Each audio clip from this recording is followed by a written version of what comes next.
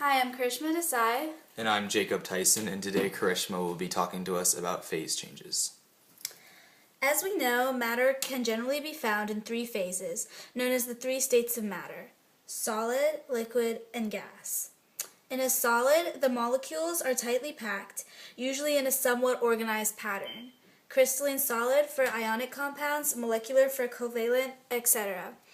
In addition, the motion of the molecules is very minimal and slow. Gases and liquids are both known as fluid states of matter because they can be compressed. Liquids take the shape of their container but do not take up the entire container. In addition, they are only somewhat compressible. Gases take up both the shape and entire volume of their container and are highly compressible.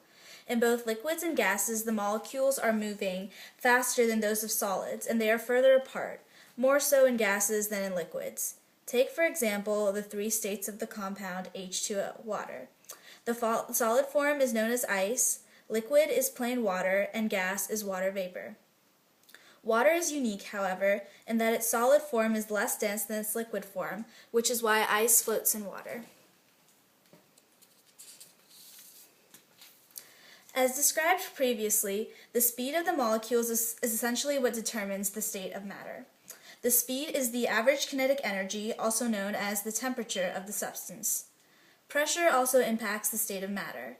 At certain given temperatures and pressures that vary based upon the compound, the state of matter changes. The temperature and pressure at which a solid changes to a liquid is known as the melting point. For example, the melting point of ice, or the freezing point of water, at standard pressure is 0 degrees Celsius, or 273 degrees Kelvin. The boiling point of a substance is the temperature and pressure at which it vaporizes, or changes from a liquid to a gas. The boiling point of water at standard pressure is 100 degrees Celsius, or 373 degrees Kelvin.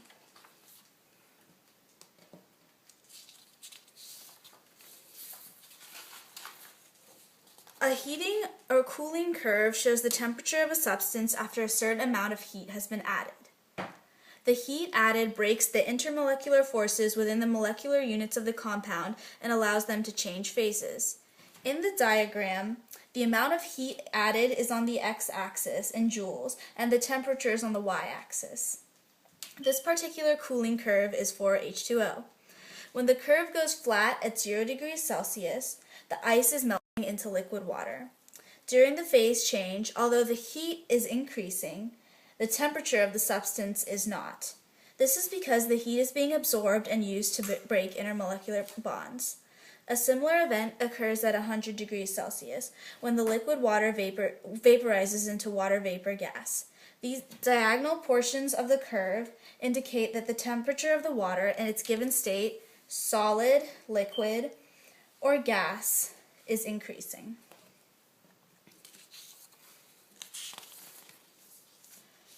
In this heating or cooling curve, the flat lines expend a distance that represents the amount of heat added to melt or vaporize the H2O.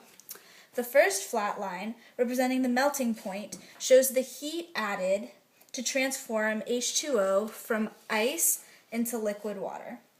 This amount of heat added is known as the heat of fusion.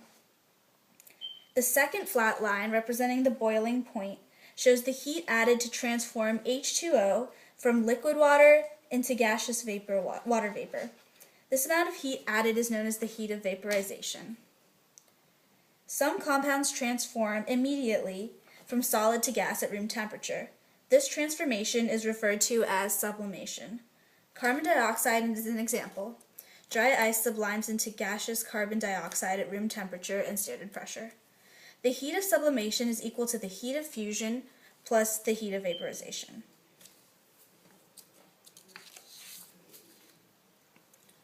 A phase diagram shows the state of matter you will find a certain substance at a given temperature and pressure. The temperature is on the x-axis and the pressure is on the y. For example, here's a phase diagram of water. Here is where water is in its solid form, its liquid form, and its gaseous form, vapor. The melting and freezing points make up this line, this line.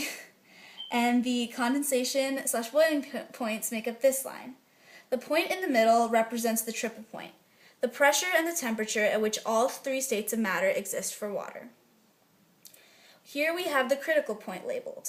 The critical point is the particular pressure and temperature that, after which, the liquid and gas phases of the substance are indistinguishable. This region is where the supercritical fluid exists.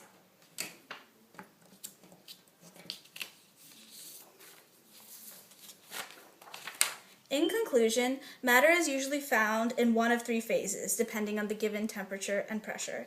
Sometimes matter is found in a state called plasma.